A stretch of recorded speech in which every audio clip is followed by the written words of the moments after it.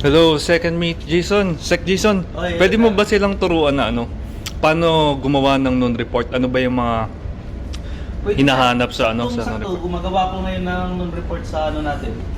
Ang bawat company kasi may kanya-kanyang ibang mga form na pinipilapan.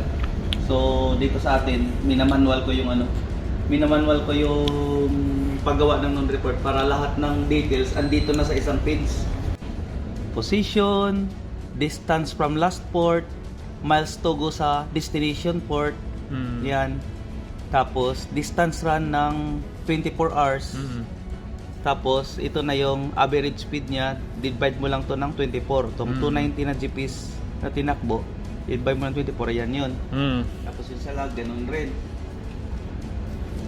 Ito rin yung total steaming time, total distance run para makuha mo yung average speed niya sa pagtakbo simula nung nag-commence of sea passage. Okay. Ano pa yung ibang kailangan dyan? Ito, So, wind ba yan?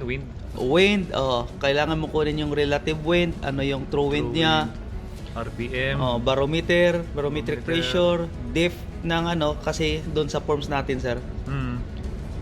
Temperature, wet at saka dry. Okay. Ngayon dito sa Gasolina. Mm. I-check. Papakita ko yan. din na forms. Hindi na siguro. Hindi na? Okay. Tsaka syempre itong ETA. Okay, mayroon kaming tinatawag na yan.